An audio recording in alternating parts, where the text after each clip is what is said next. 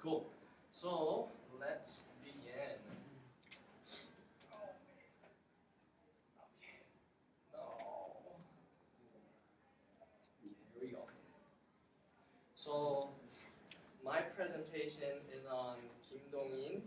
He is the author of the short story Potato, 감자. And hopefully, did everyone have a chance to read the short story? Yes. In English, Korean. Did anyone look at the Korean? Okay, that's fine. We're gonna look at it together today. So for those of you who are not familiar with the story, we'll have a little bit of a review as we go through this slide. But first, let me introduce you who Kim Dong-in is. Okay. So he was born on October 2nd, 1900 in Pyongyang. And that was back when Korea was all one country. He was the son of Kim Dae-gyun. He is a wealthy landowner, and he was also an elder, a changno, at a Presbyterian church. And so he was a pretty reputable person. He had a lot of money, and through that, Kim Dong-in was able to live a pretty extravagant lifestyle until he was about 30. His dad, Kim Dae-gyun, he died when Kim Dong-in was about 16, 17, so still in school. But fortunately, because he was rich, he had a lot of money that he was able to leave behind to him and his brother. So they were able to get by pretty well off until the money ran out, and we'll go over that in a little bit. He had a brother, a stepbrother, Kim Dong-won. They had different moms, same dad.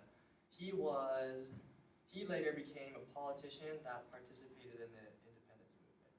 So I think with that kind of family background, we see a little bit of the influence from in the short story Potato, I think, with the whole theme behind morals and social change and the social economic status of the setting that the story is in. I think a lot of that is drawn from Kim Dong-in's life and his experience in that regard. As far as school goes, he went to a Presbyterian school to start out his education, went to another one, and when he was about 15, he started studying in Tokyo in an art school.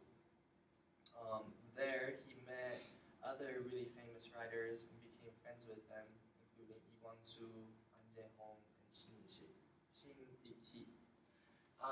It's funny because in Wikipedia it said that Lee Kwang-soo and Kim Dong-in were friends to start out, but they had Lee Kwang-soo wrote in a different kind of literary style that became a rivaling style to Kim Dong-in, and so I don't know if that affected their friendship much, but they were definitely competitors in the literary world. In Japan, that's when he first started his big writing career. That's when it really bloomed. And part of that was creating an arts journal called Changjo. And him and other friends were able to start that and let that be their base ground for starting their literary career. In the picture, that's Lee Kwang-soo, and that's who he is friends with. The kind of literary influence that he had, Kim Dong-in was really big into realism. Do you know what realism is? You guys know? Yeah, depicting real stuff. Yeah. So no unicorns, no fairy tale happy endings. It was really depicting the realistic side of life. A lot of times it was like have you seen realism arts from Europe. Yeah. What do they look like? Describe it to me. I'm trying to remember because it's not realistic. It's just realistic. Things that are actually in the world. Yeah. It's trying to, if I remember right, it's trying to capture. This might not be the right art form, but it's trying to capture the essence of things, not actually capturing what that thing is, what you see. Oh, Trying to capture. I mean, water lilies. Isn't that realism? Impressionism. That's impression. Never mind. It's not that. I thought it It's was okay. the opposite. I like capturing like pictures of people harvesting or picking up leaves or cooking. Really day-to-day life. Yeah, things that you wouldn't think to make art, Right. but you can if you do it prettily enough. Yeah. Yeah. I guess back before then, a lot of the art was centered primarily around beautiful things like flowers, landscapes, beautiful people, portraits. But realism was really putting into, like the picture that we see right there, a lot of times it's really grayish and dark, depicting the boring, the bland side of life. And Kim Dong-in, in a literary sense, was able to take that and make it into literature. I guess in that sense, he was a purist.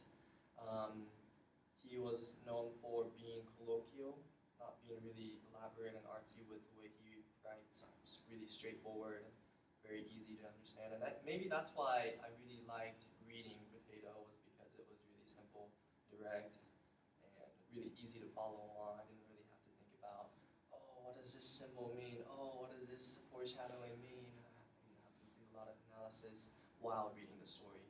But I think it was deep enough that it still had literary meaning behind the story itself. And so I thought he was really good at doing that. He is best known for his short stories. For example, 명문, 시골 황서방, and Potato Kamja.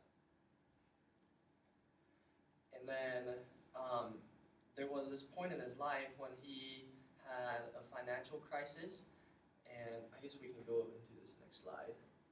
Leading up to his death, his finance began to fail, and the situation led him to depression and drug abuse, and his health was really failing for him. And that's when his literary style took a change. It went from being a realistic kind of thing to, Wikipedia said popular serials. I'm not sure what that exactly is, but with that, he wrote a lot of historical novels, and from what it said, it was the style that advocated his rival Lee Kwang-soo's style, and so he was leaning over towards his rival style, even though they competed against one another. And he actually wrote a tribute to Lee Kwang-soo in a novel that he wrote later on. That's not listed here. But that's the kind of literary influence he had. Yeah, and popular serials are just going to be stuff that are published in journals, but like not all at once, like just a little bit at a time. They're serialized, and so then you can write a whole novel like that. That was like a big deal back in the day. I see. So that makes sense, because then he avoided that early on in his career, obviously by writing short stories that didn't have any serial. That's interesting. Good thought. So that changed when he had his financial difficulties. His health led to suffering chronic insomnia. Couldn't get over it. He was really dependent on sleeping medication. Suffered from cerebral palsy. Sometime then, more depression, and he died. Dang it. That's supposed to be 1950. Sorry. In 1950, that's when North Korea came and invaded South Korea, and he was trying to escape, but because of his health, on his way of escaping, he knew that he wouldn't be able to make it, so he went back to his house, got captured, and he was transported to the Seoul area and eventually died in Yongsan, where he was buried. that is his memorial place with his bust right adjacent to it. So, now we shift over to his short story that we'll focus on today, which is Potato. Potato is Kim Dong-in's fourth work, published in 1925. And it is a story about a girl named Bong-yeon. She grows up, marries a really lazy older man that's about 20 years older than her. She marries when she was 15, so he must have been about 35-ish, but he was really lazy. And they move around trying to scrape a living, but he's really lazy. She's trying to work hard. She grew up in a pretty well-to-do family, well-respected family, and then because of their financial problems, she had to be sold into marriage to this guy. And so they're still poor. And she works really hard, cleaning people's houses, sometimes begging, but because of her husband's laziness, they just cannot get by. And then so they move to this place called Chiseongmun, 7-Star Gate, and she starts begging there, and then she eventually gets into this job where she gets seduced into doing prostitution, and then she embraces it, and that's when the turning point of her moral values start to develop.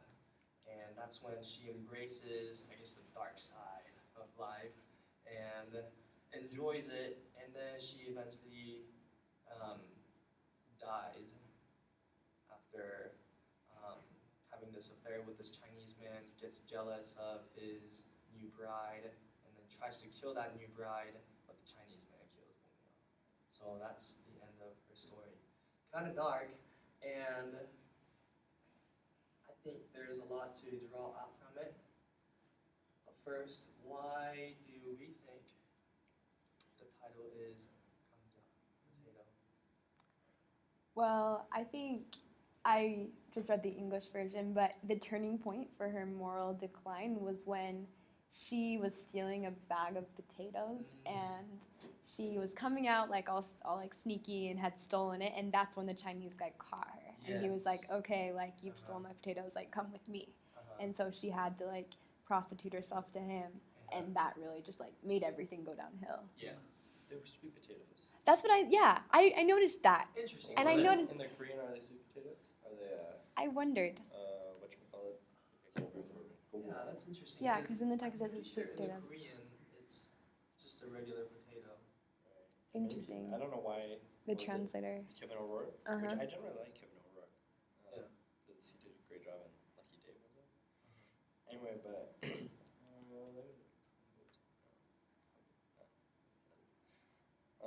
Yeah, because there's no reason to change that. Like, why make it sweet potatoes if it was just potatoes?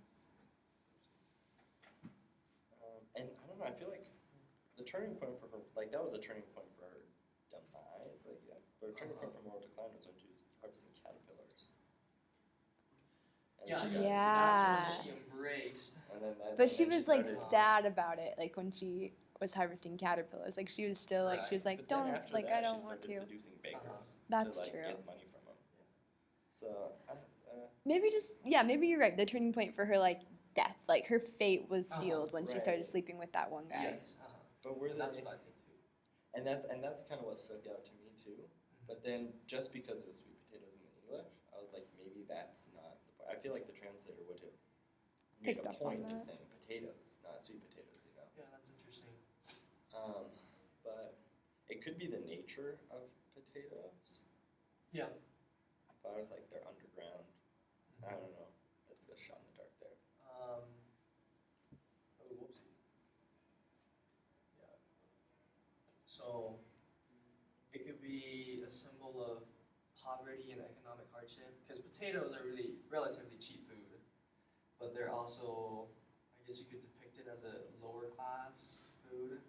Like if you see the imagery, if you can imagine someone eating potatoes, it's just kind of not very refined, and so that might have a little bit to do with it. Like that above. If you look at the picture, potatoes are kind of dirty. But I don't know, it's nutritious. But That's true. Are they nutritious? so maybe Peels are nutritious. I think it's pretty nutritious. Yeah, they're good vegetables. Yeah. Mhm. Skin. Especially if you like kind of slice them up and then fry them. Oh yeah. With some salt and pepper on them. I've heard that's really. And sweet tomato sauce. That's it. It's probably what this story's about. Should we go for Everything could have been different. Would have been a happy story. Mm-hmm. I guess that could be more accurate, a closer parallel to the lower class people. Like they're dirty on the outside, but they still have grit. They still have this health inside their heart, where they're working hard, they're going at life. They're just not seen as the most cleanest people. In the story, Bongya, like Jessica said, she initiates her encounter with this Chinese man Wang by stealing his potatoes. And there's another twist right at the beginning of the story where she grew up as a farmer. She spent her time being around farmers. And so, not sure where the literary analysis on that will connect the two together. Any thoughts? This one was a tough one. Like, and I feel like the other story, what do you call it? Indian Uncle, I mean, it had a pretty obvious, like, meaning. But this one, I like, especially based on his background. I mean, he wasn't, I guess he could have been anti-Japanese, but there's no Japanese. That's what I into see this, in it, yeah. but like not necessarily. But you can't publish something that's anti-Japanese. Right. Maybe publishing something that's Chinese, like the antagonist is a Chinese guy, you know. Uh-huh. But maybe he stands in for the Japanese. And that could be it. It could be that he's Yeah. trying to take this terrible plight of these people that really have nowhere else to go, and like with the realism, kind of just show a stark picture of their lives. Yeah. And potatoes are the symbol of that. Well, and she could be. I mean, her name too is going to be symbolic, Bongya, like blessed girl or whatever. But she could be Korea. You know, she's hardworking at the beginning, and she does all this stuff, and she tries her best. She makes all the money she can. Only it's not very much. But when she gets involved with the Chinese guy, with other people, with prostituting herself, then she starts making a lot of money. So we sell ourselves for our economic gain. And then at the end, they kill us. But do you think, so the end of the story doesn't really culminate in Booney's death. I mean, it does. I mean, that's Booney's death, but the real end of the story is I feel like one of the most like darker, poignant scenes is when they like bargain over her body. Yeah. And, like, what's gonna happen, and then there's this cover-up, right? Probably not necessary cover-up because I mean it's a dirty area and it happens all the time. But I don't know. I thought that was also interesting, probably relative to the. I think Professor Peterson did mention some kind of political analysis behind potato when I mentioned it way early in the semester. You said, the Chinese guy Wang would have symbolized the Japanese influences in Korea, and Bongya would have been Korea having to prostitute itself to Japan, and then meeting that death. And then just the whole theme of lower class people and hopelessness being depicted as the state of Korea, where it's at that time period. Yeah, I don't know. It makes me wonder, like, where is Korea in that time period? Like, is it in the hopelessness and, like, I'm working so hard and can't make any money phase? Is it in the now I'm being a prostitute and I'm making a lot of money and things are good and let's keep doing this phase? Yeah. Or is it the I'm going to die and they're going to find a new mistress and my body's going to be sold for, like, 31? Yeah. It was he died in 50, 51. So this was written in 1925. So this was before it got bad, right? Yeah. In the Yeah. 1930s. So I would probably say he Prostitute was, phase. yeah, he was probably prophesying the death of Korea at the Interesting. hands of their. Though, do you think he's talking about China here, or is he just using that because maybe Chinese people would live in Pyongyang? I don't think he's talking about China. I think they have no reason to talk about China. Yeah. I was just wondering if there's something historical. I don't know if China had something involved. Doesn't seem like it. He was more northern if he lived in Pyongyang. Right. But this one he would have been living in Japan, right? Yes. So it's probably Japan. It's always the answer. I know, right? In the text it says both. Does it? It says Kamja and then in parentheses it says Golden. Strange. Yeah. I guess you get to choose then. So that's not very helpful. No.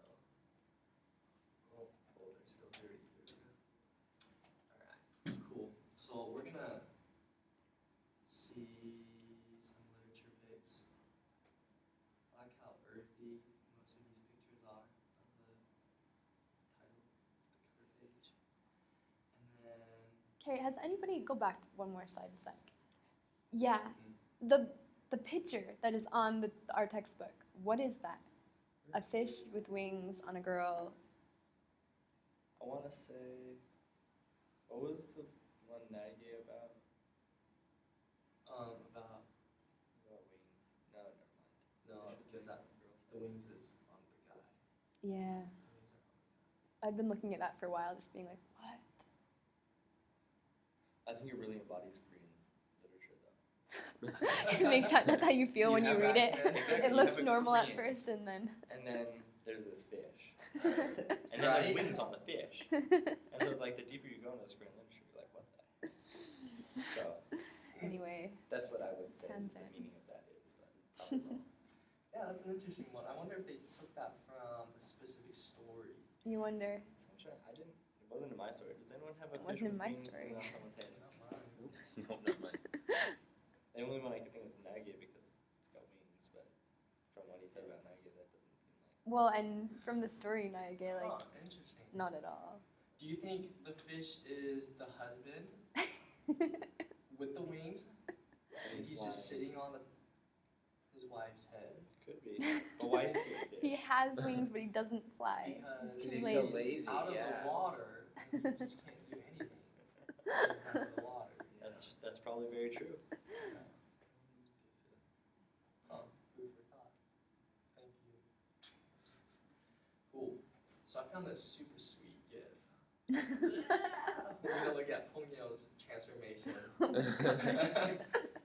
It's the worst. I found a YouTube video with the audiobook of the story, Ooh. and we're gonna follow along. I think the person that does this audiobook does a really good job of how Pongyo changes before this prostitution stage and then after it. And so as we listen to it, I'll put up the script with it as well, the Korean text, and I hope pay attention to the voice characteristic, the personality, the action, and the word choice that comes out of this. So here we go.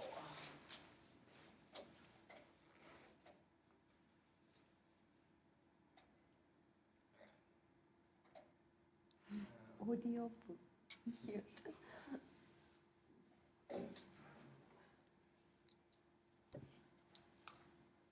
Okay, well, that's you again later. Ominous. 다시 올라가려 할 때 감독이 그를 찾았다. 왜 그럽니까? 그는 약통과 집게를 먹고 뒤로 돌아섰다. Sorry. Does anyone know where we're at? Yeah, So it's where she's she's working at caterpillar. the caterpillar place where she's picking up caterpillars, and she notices that some of the girls that are working with her are not doing anything, just laughing and giggling around, but they still get paid just as much as her, or gets paid more than her while she's working hard away. And she sees sometimes the supervisor, the guy, just kind of playing around with the girls too. And so she's like, oh, that's weird, and then she just keeps on and she gets called by the supervisor to, hey, come here. And so that's where we're at right now. Can everyone hear it okay? Maybe turn it up a little bit. Yeah. Come on.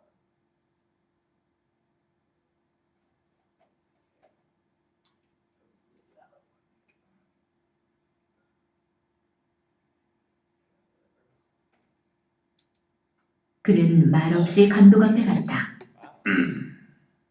예, 너 뒤 좀 가보자. 뭘 하래요? 글쎄 가야. 가디요? 형님! 그는 돌아서면서 인부들 모여있는 대로 고함쳤다. 형님도 가세다! 가래! 싫다 얘! 둘이서 재미나게 가는데 내가 무슨 맛에 다 갔니? 봉녀는 얼굴이 새빨갛게 되면서 감독에게로 돌아섰다. 가보자. 감독은 저편으로 갔다. 봉녀는 머리를 수그리고 따라갔다. 봉네 좋았구나. 뒤에서 이러한 조롱소리가 들렸다. 봉녀의 숙인 얼굴은 더욱 밝게 되었다. 그날부터 봉녀도 일 안 하고 품삯 많이 받는 인부의 한 사람이 되었다. So we're gonna pause there for a second. So first, just from listening to Bongya's voice, her tone, describe it for us? What does she sound like? She sounds really young, Yeah. really like naive. Yeah. Innocent. Yeah, kind of timid. Good. And then from how they described her, how the narrator described her, what is she like? I think she's she's clearly embarrassed. It talks about her face getting red a few times, and she doesn't want to do it, but she feels like she has to. She tries to invite somebody else, but they Right. won't come. I think it kind of shows her dependence on other people being around her. So she's still young in that sense, where she's not able to get around by herself. Still in need of someone else's support. Okay, we'll keep going for a little bit more. So right there. 봉녀의 도덕관 내지 인생관은 그때부터 변하였다. 그는 아직껏 딴 사내와 관계를 한다는 것을 생각하여 본 일도 없었다. 그것은 사람의 일이 아니요 짐승이 하는 짓쯤으로만 알고 있었다. 혹은 그런 일을 하면 탁 죽어지는지도 모를 일로 알았다. 그러나 이런 이상한 일이 어디 다시 있을까? 사람인 자기도 그런 일을 한 것을 보면 그것은 결코 사람으로 못할 일이 아니었었다. 게다가 일 안 하고도 돈 더 받고 긴장된 유쾌가 있고 빌어먹는 것보다 점잖고 일본 말로 하자면 삼박자 갖춘 좋은 일은 이것뿐이었다. 이것이야말로 삶의 비결이 아닐까. 뿐만 아니라 이 일이 있은 뒤부터 처음으로 한 개의 사람이 된 것 같은 자신까지 얻었다. 그 뒤부터는 그의 얼굴에 조금씩 분도 발리게 되었다. So now they're gonna have another dialogue here. Pay attention to her voice this 1년이 time. 지났다. 그의 처세의 비결은 더욱더 순탄히 친척되었다. 그의 부처는 이제는 그리 궁하게 지내지는 않게 되었다. 그의 남편은 이것이 결국은 좋은 일이라는 듯이 아랫목에 누워서 벌신벌신 웃고 있었다. 봉녀의 얼굴은 더욱 예뻐졌다. 여보, 아주바니, 오늘은 얼마나 벌었어? 봉녀는 돈 좀 많이 번 듯한 거지를 보면 이렇게 찾는다. 오늘은 많이 못 벌었어다. 얼마? 도무지 뭐 14년이냐 뭐. 많이 벌었으다. 한테년 깨져서 그래. 오늘은 내가 어쩌고 저쩌고 하면 봉유는 곧 뛰어가서 그의 팔에 늘어진다. 나한테 들킨다면 꿰고야 말아요. 나원 이 아줌마니 만나면 야단이더라. 자, 꿰주디. 그 대신, 응? 알았지? 난 몰라요. 모르면 안 돼. 글쎄, 알아떼도 그런다. 그의 성격은 이만큼까지 진보되었다. Right on. Okay, what do we get? It's all sinister now. Yeah. Mm-hmm. Flirtatious. Yeah.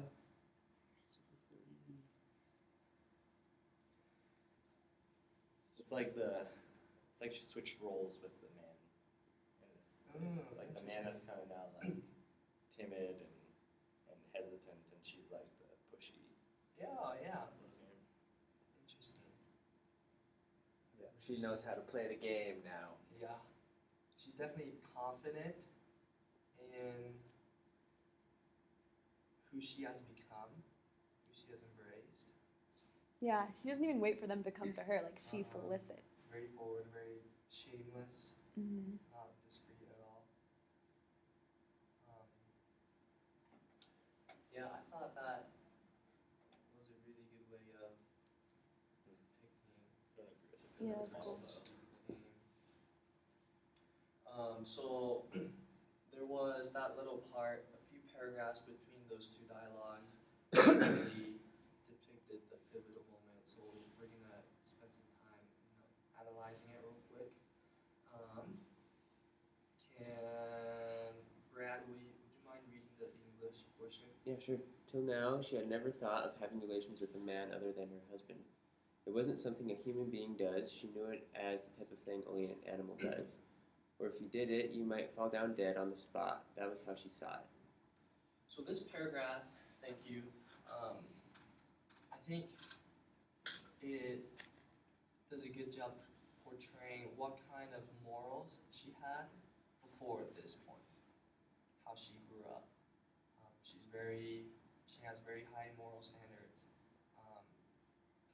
Didn't even think this was even possible without dying instantly. Definitely saw it as something that an animal does, not a human being. So that's the kind of background she comes from. And then we go over to this. Michael, would you mind reading this? This was indeed a strange business. She was a human being too. And with the thought of what she had done, she discovered it wasn't at all outside the boundaries of human behavior.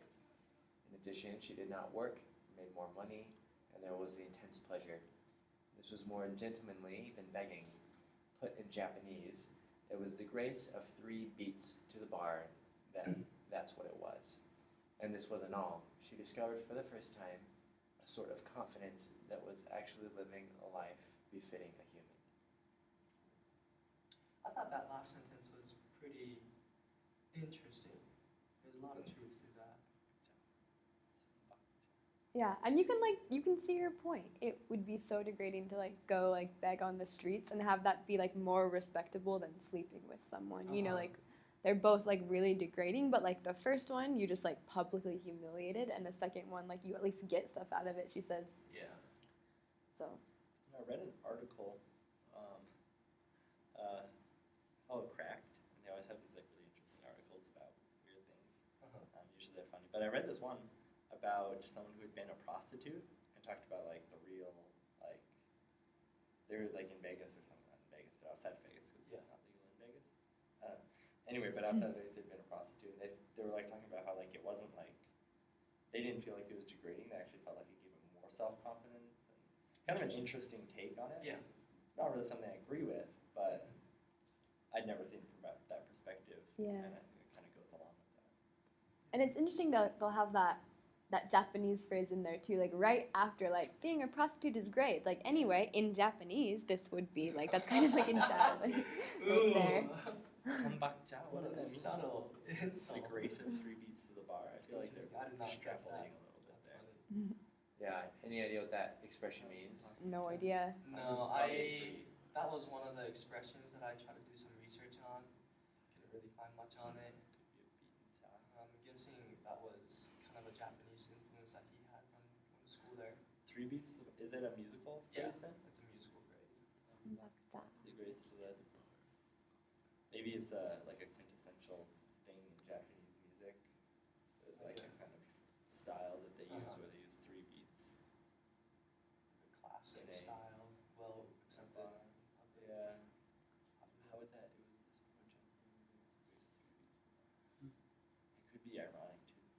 Yeah. decide. Do we see this kind of correspondence in our world today? Like the example I can think of right now is maybe high school, like adolescence. Like you see those kids, the kids that get into drugs and all the bad things, alcohol, beer, and stuff. The kids that are kind of, I don't know, they kind of have a low self-esteem to start out, and then they get into this group and they start to feel a sense of belonging doing these illegal things. Yeah, definitely. That's kind of the high school culture that I grew up with around here. And so in that regard, I see kind of a parallel to this. Any other examples that you can think of? I think it's a very classic. It's a classic story. I mean, you have this person, they start in a state of innocence. I mean, it even talks about almost biblical, probably maybe from his Presbyterian, about how when she was young, she felt no shame at all in running around naked or with her shirt off and Yeah. stuff like that. And so she starts in a state of innocence, but with, some morals, and she progresses into this state of complete degradation and Yes. moral bankruptcy. Uh-huh. And I mean, I guess I don't know if there's obviously lessons to be learned along the way in that, but almost in and of itself, that is like the story. Yeah. That's like the story of For life, sure. as it were, of humanity there. So I think he's trying to capture that. Yeah.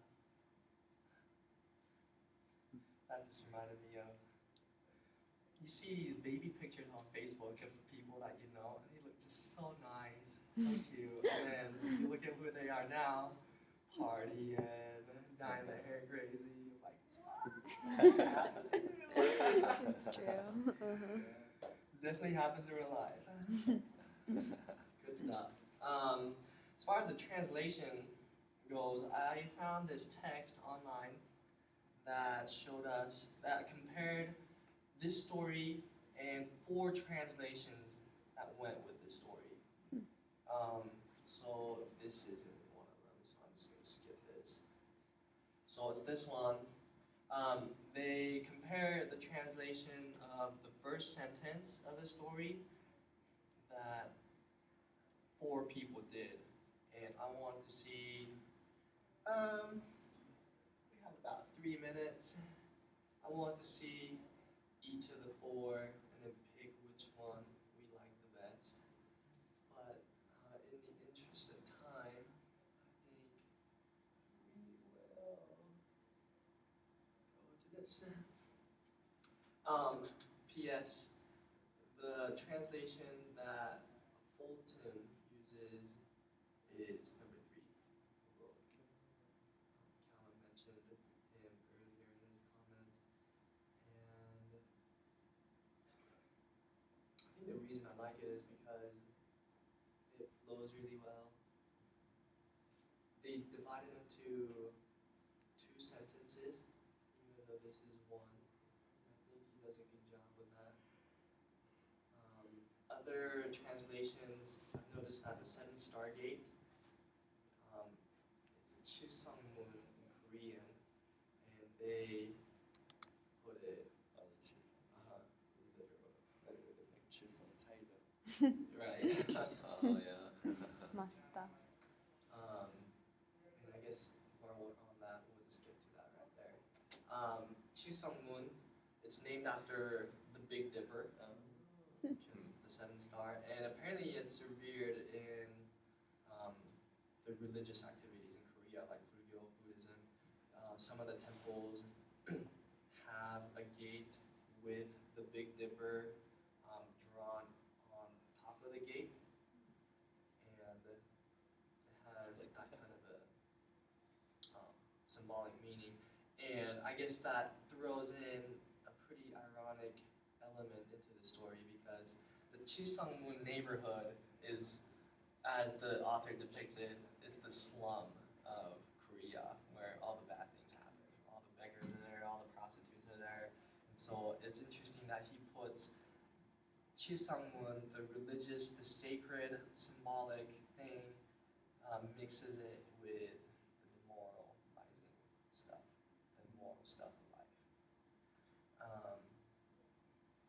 the other illusion in the story. We mentioned 삼박자 beats, the Japanese thing.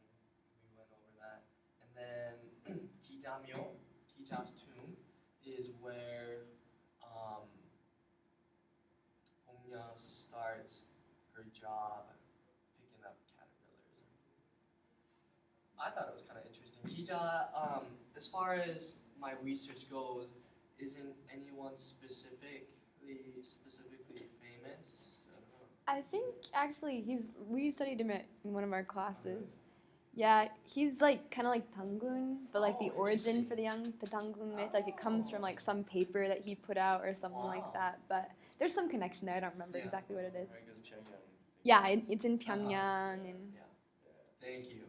That definitely makes the analysis I a don't lot remember. better. Is Because that 340? no, it's in 345. Okay, yeah. We just barely had a lecture on it.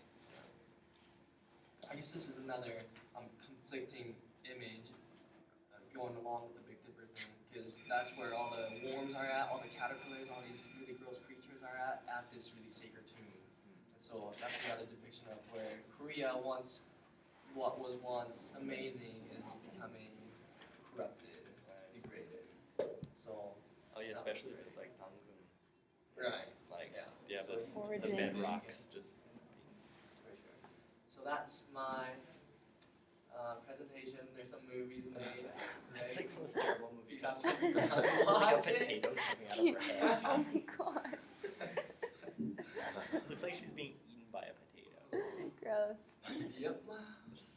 I couldn't find the real movie online. I was kind of bummed about it. Yeah, that would have been too bad. It was weird. Yay. Torn out by a sickle. Good job, Seokhee. 잘 하셨다. Oh, how do I turn it off? I haven't even started making my. I was recording off. I'm trying.